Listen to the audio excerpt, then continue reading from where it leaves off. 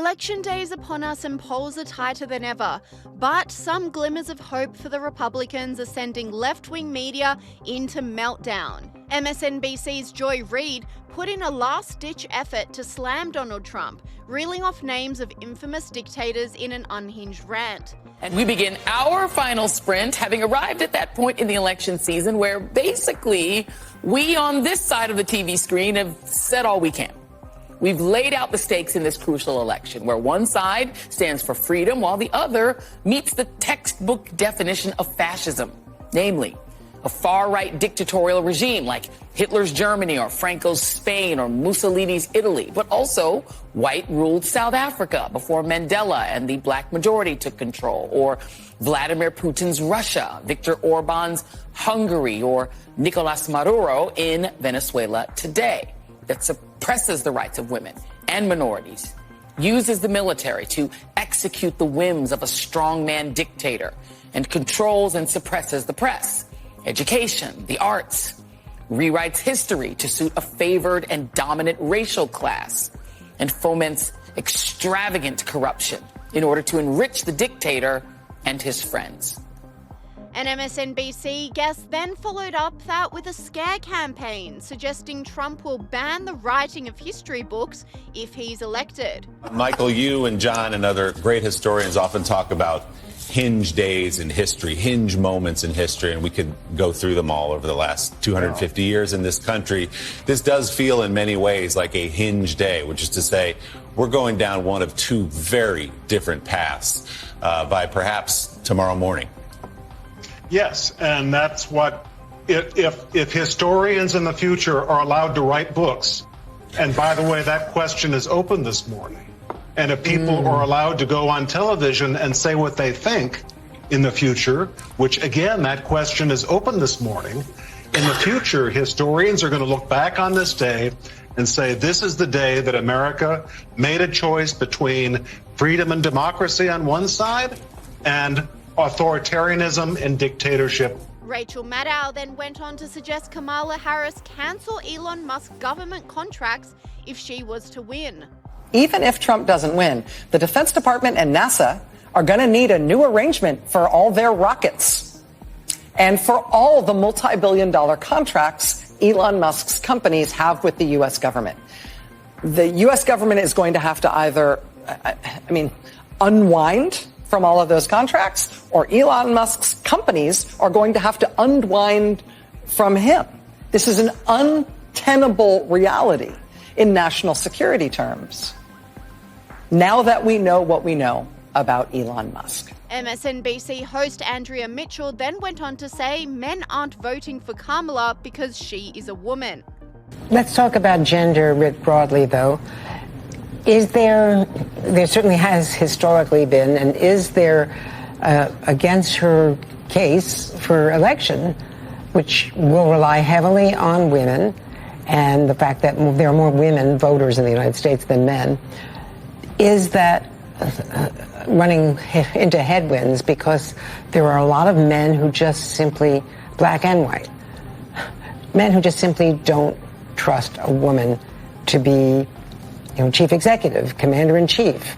They just don't want to vote for a woman. This commentator slammed the take, saying MSNBC's Andrea Mitchell says that men are not voting for Kamala Harris because they hate women. It is the opposite. Men are voting for Trump because they love and want to protect women. CNN host also went into overdrive trying to justify Kamala's disastrous campaign performance. Donald Trump has been running for 2 years. Kamala Harris has been running for 107 days. So one of my big questions is, particularly with her candidacy, is whether that was just enough time to introduce herself to the country and to candidates who were dead set on voting for a Democrat, weren't so sure about him, or whether she could have used a little bit more time. This commentator mocked the exchange, saying CNN says Kamala didn't have enough time to introduce herself to the country.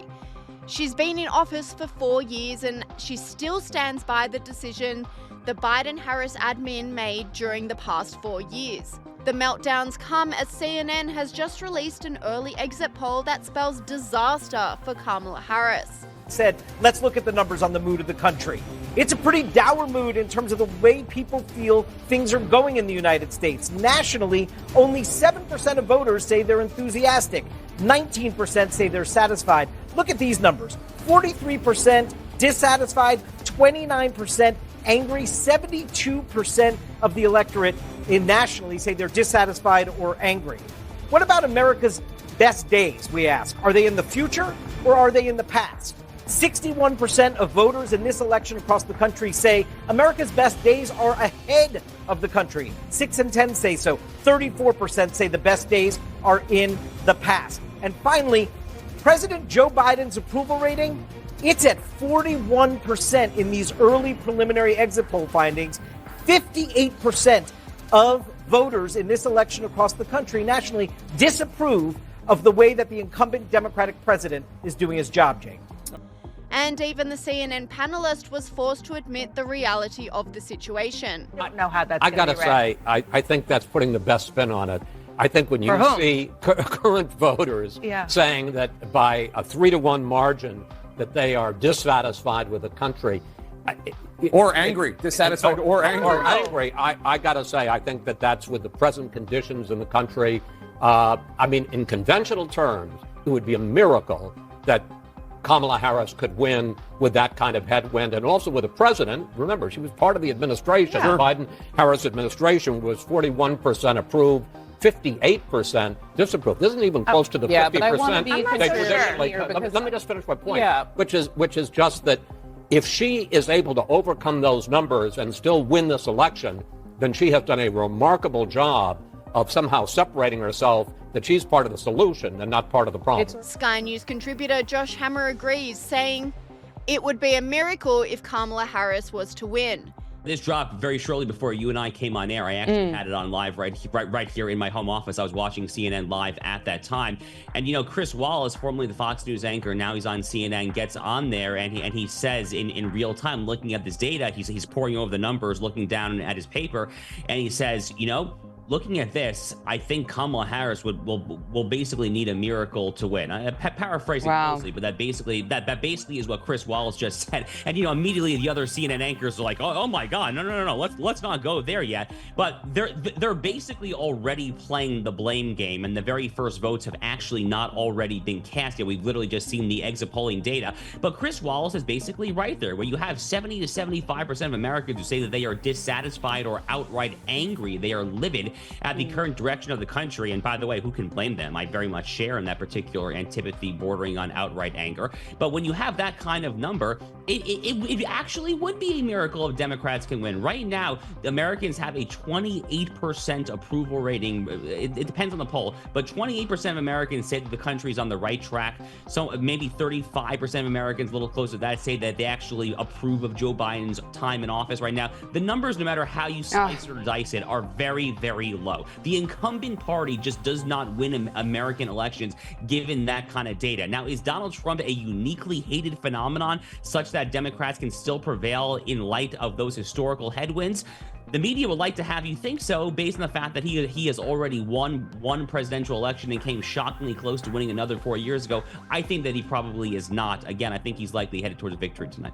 And Sky News US political analyst Joe Hockey agrees, saying Trump is polling higher than he did against Clinton and Biden, which bodes well for his election chances. Donald Trump, as of today, is polling higher than he ever did against Hillary Clinton or Joe Biden. He's actually polling higher. It's never been this close. I still feel that there is a shy Trump voter out there that has not disclosed their vote to any pollsters. I still feel they're out there, and they're the ones that, even though they don't like his rhetoric and don't like the way he behaves, they're voting for him because they think he's going to deliver a stronger economy.